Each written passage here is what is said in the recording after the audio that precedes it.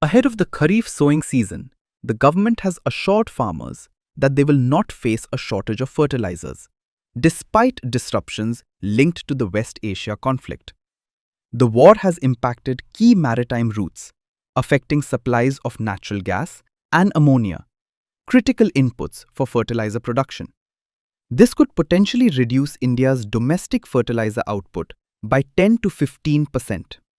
However, the government says it is taking steps to manage the situation. Additional Secretary in the Department of Fertilizers, Aparna Sharma, said sourcing is being diversified to ensure steady supplies. अप्रैल और महीने के जो महीने हैं, अप्रैल और मई के जो महीने हैं, उनमें हमारे लीन मंथ होता है एग्रीकल्चर का और यूजुअली हम इसको स्टॉक बिल्डअप करने के लिए यूज़ करते हैं. इसी को मद्देनज़र देखते हुए हमने काफ़ी इंपोर्ट्स लाइन अप ऑलरेडी कर दिए थे.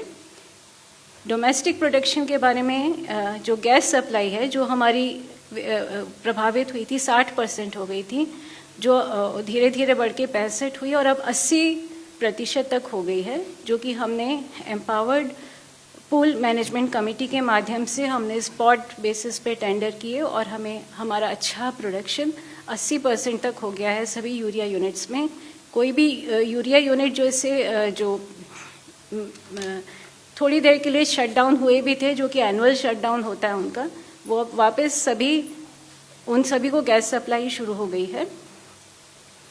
और जहाँ तक सल्फ़र या और इंटरमीडिएट की उपलब्धता है, हमारे विभाग ने सभी ऑयल रिफाइनरीज को डायरेक्शंस दी है कि सल्फ़र या और इससे संबंधित कुछ भी इंटरमीडिएट है उसकी पूरी सप्लाई करें. इस इंटर मिनिस्ट्रियल प्रेस ब्रीफिंग के माध्यम से मैं उर्वरक विभाग के से संबंधित आपको सूचना देना चाहूँगी कि जो प्रिवेलिंग सिचुएशन है वो हमारे लिए बहुत इम्पॉर्टेंट एक वल्नरेबल सिचुएशन है, जिसको कि हमने बहुत स्ट्रेटेजिक वे में डील किया है. Gulf region is an important source for our country for import of 20 to 30% urea, 30% DAP, and also we get 50% of country's LNG imports from the region. Other key feedstocks such as ammonia, sulfur, sulfuric acid भी हमारे लिए बहुत important है हमारे domestic production के लिए, जो कि प्रभावित है. इस प्रिवेलिंग सिचुएशन में जो ग्लोबल फर्टिलाइज़र मार्केट है उसमें काफ़ी उछाल आया है प्राइजेज़ में इन सभी चीज़ों में, और हमारी फ्रेट और रिलेटेड कॉस्ट भी बढ़ी है.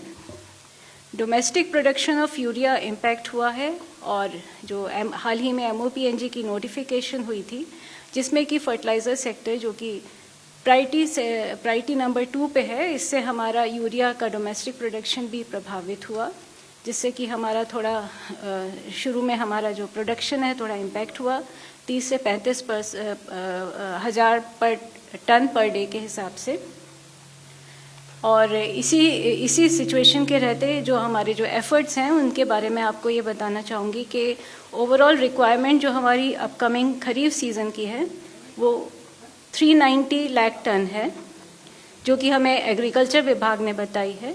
इसके अगेंस्ट पिछले साल एक्चुअल सेल खरीफ में 361 लाख टन हुई थी. अभी हमारे पास एडिक्वेट स्टॉक अवेलेबल हैं in comparison to last year.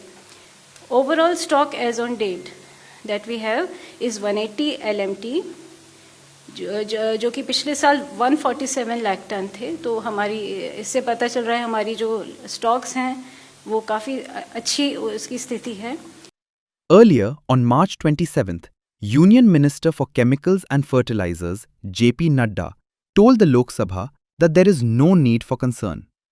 He said, India has adequate fertilizer stocks and that steps have been taken to ensure availability for farmers during the upcoming season. मैं सरकार के तरफ से और इस हाउस के माध्यम से देश की जनता को आश्वस्त करना चाहता हूं कि जहां तक खाद का सवाल है, फर्टिलाइज़र का सवाल है, माकूल पर्याप्त खाद की व्यवस्था भारत सरकार ने कर रखी है और हमारे रिजर्व्स हैं, और कोई भी पैनिक करने की ज़रूरत नहीं है. For now, the government maintains that supplies are sufficient as preparations continue ahead of the Kharif season.